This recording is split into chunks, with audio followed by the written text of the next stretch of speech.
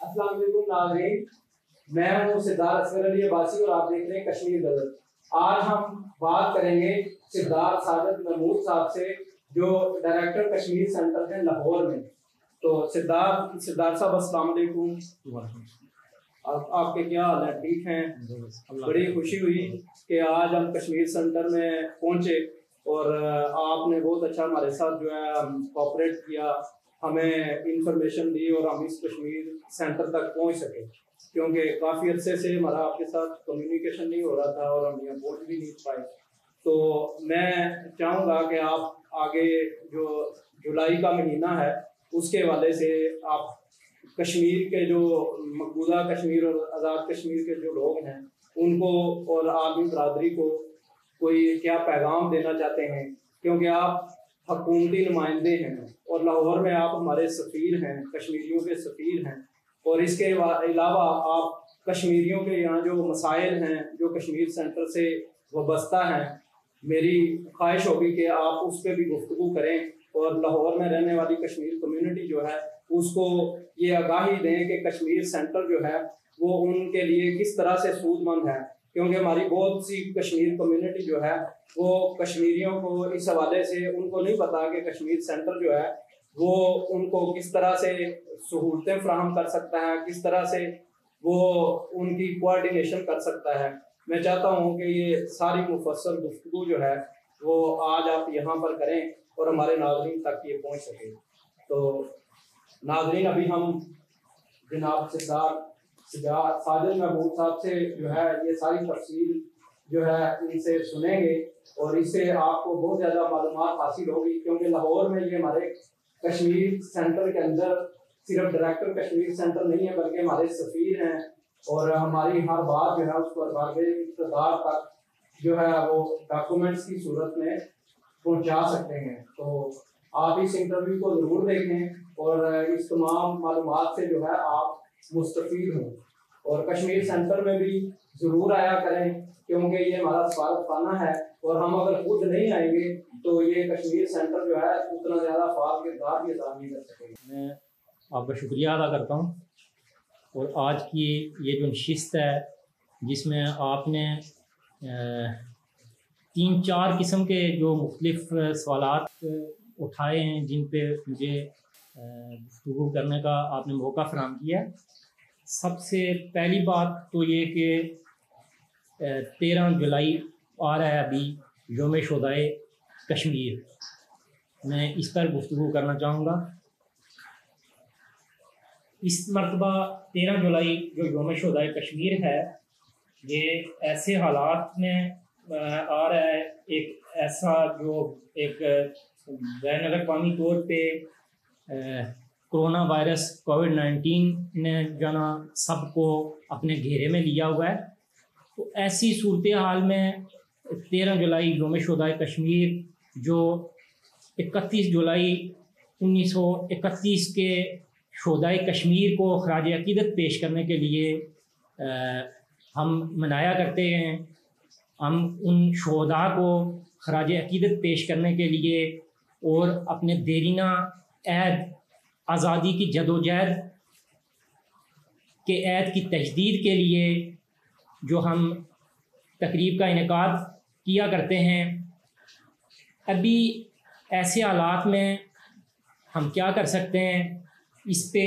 کیونکہ تقریبات ایسی جو تقریبات ہیں ان پر جو نا پابندی بھی عائد ہے کرونا وائرس کی وجہ سے، ہم جو تقریبات ہیں اس طرح کی ان کا انعقاد بھی خاصا مشکل ہے۔ تاہم ہم کوشش کریں گے کہ اپنا جو میسیج ہے، اپنا جو پیغام ہے وہ قومی اور بین الاقوامی سطح پر کنوے کرنے کی کوشش کریں۔ 13 جولائی بنیادی طور پر جو یوم شہدائے کشمیر ہے، ہم 13 جولائی 1931 کے شہداء کو خراج عقیدت پیش کرنے کے لیے مناتے ہیں۔ یہی وہ دن تھا جب کشمیری عوام، جو کہا جاتا ہے کہ 5 سے 6 ہزار کے لگ بھگ کشمیری عوام سینٹرل جیل سری نگر کے باہر جمع ہو کر ایک غیر ریاستی نوجوان عبد القدیر، جس کو مہاراجہ کے ظلم و ستم کے خلاف تقریر کی پاداش میں گرفتار کیا گیا تھا، اس کی جو سماعت ہو رہی تھی، اس کے اوپن سماعت کا مطالبہ کر رہے تھے، اور پرامن مطالبہ کرنے والے نہتے کشمیریوں کو ڈوگرا حکمرانوں نے اس وقت گولیوں کی بچھاڑ کر کے تقریباً 21 اور کچھ روایتیں، مطلب کچھ جو تاریخ دان ہیں، مورخ ہیں، انہوں نے 22 کی تعداد کہی ہے کہ 31 تاریخ 1931 کو 22 کے لگ بھگ جو کشمیری تھے ان کو شہید کر دیا گیا تھا۔ یہ ہمارے اولین شہداء کاؤنٹ کیے جاتے ہیں، اور ان شہداء کی یاد میں ہم یوم شہداء کشمیر کے طور پر مناتے ہیں۔ تو اس حوالے سے ہم مزید آپس میں صلاح مشورہ، باہمی مشاورت سے کیا آیا کہ اس دن کو کشمیر سینٹر میں تقریب کا انعقاد کیا جائے، یا پھر جو ہمارا طریقہ کار ہے ایک پرنٹ اور الیکٹرانک میڈیا کے ذریعہ جو قومی اور بین الاقوامی سطح پر ہم اپنے ان شہداء کو، اور جو بعد میں ہمارے جو شہداء جو لاکھوں کی تعداد میں ہیں، ان کو خراج عقیدت پیش کیا جا سکے، اور اپنا جو آزادی کی جدوجہد ہے اس عہد کی ہم تجدید کر سکیں۔ یہاں تک کشمیر سینٹر کے مقصد کا جو آپ نے سوال اٹھایا، تو یہ کشمیر سینٹر بنیادی طور پر جموں کشمیر لبریشن سیل کا ریسرچ ونگ ڈکلیئر کیا گیا ہے، یہ جو کشمیر سینٹر لاہور ہے، اور اس تناظر میں ہم جو مختلف ریسرچ جرنلز ہیں یونیورسٹیز کے، ان کے ساتھ اور پرنٹ میڈیا کے ساتھ مل کر ہم آرٹیکلز کی شیپ میں جو مختلف ڈیز ہیں، اور پھر تحریک کے حوالے سے، مسئلہ کشمیر کے حوالے سے جو مختلف موضوعات ہیں، ان پر ہم ریسرچ کر کے حقائق کے تناظر میں تحریک کو اجاگر کرنے کی کوشش کرتے ہیں، تاکہ بین الاقوامی برادری اور ہماری جو نوجوان نسل ہے وہ تحریک آزادی کشمیر سے اور مسئلہ کشمیر سے روشناس ہو سکے۔ اس ضمن میں ریسرچ ونگ کے زیر اہتمام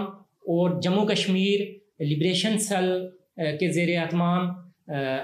سرگرمیوں کا انعقاد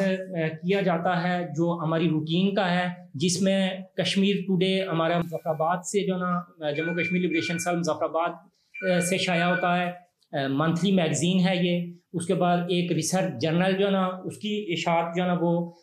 ہم نے ایک پالیسی ریسرچ فورم کے تحت اس کو اس کا آغاز کیا ہے۔ تقریباً ہمارے 3 سے 4 جو ریسرچ جرنلز ہیں، جس میں ریسرچ بیسڈ جو آرٹیکلز ہیں ان کی پبلیکیشن ہوئی ہے، اور اس پہ مزید کام جاری ہے۔ ریسرچ ونگ کے ذریعے اہتمام ریسرچ آرٹیکلز کا اہتمام کیا جاتا ہے مختلف یونیورسٹیز، جس میں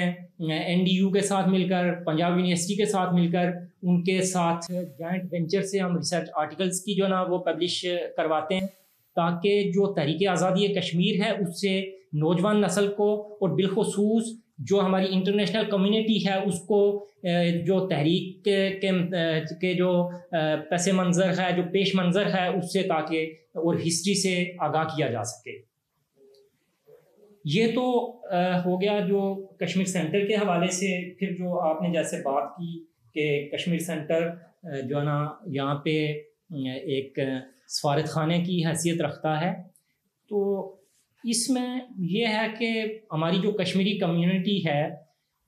اس کے لیے جو کشمیر سینٹر کے دروازے ہیں وہ ہمیشہ کھلے رہے ہیں اور کھلے رہیں گے۔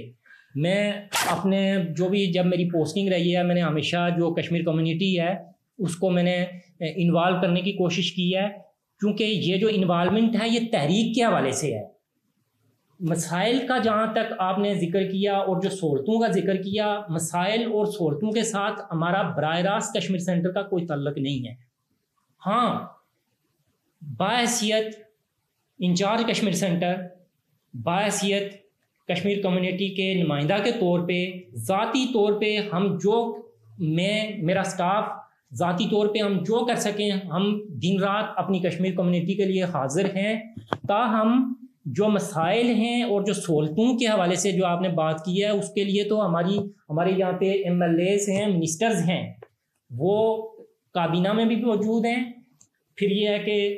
اسمبلی میں بھی موجود ہیں، اور پبلک کے ساتھ ان کا براہ راست تعلق ہے، اور وہ ماشاءاللہ اپنے اپنے حساب میں وہ اپنی ذمہ داریاں، اپنے فرائض اچھے طریقے سے سر انجام دے رہے ہیں۔ تو ان کے جو فرائض ہیں، ان کے جو امور ہیں، ان میں ہمارا کوئی عمل دخل نہیں ہوتا۔ ہاں، اگر کوئی کشمیر سینٹر میں آئے گا، کشمیر سینٹر میں اگر کسی کا کوئی مسئلہ ہوگا تو وہ ہم بھائی بندی کے طور پہ ہم ان کو جو ہے نا پراپر گائیڈ لائن دیں گے، ہم ان کو جو ہے نا پراپر جو ہے نا کنوے کریں گے، اور جو ہے نا ان کے مسائل کو جو ہے نا حل کرنے کے لیے انفرادی سطح پہ ہم جو ہے نا کوشش کریں گے کہ ان کے مسائل حل کریں۔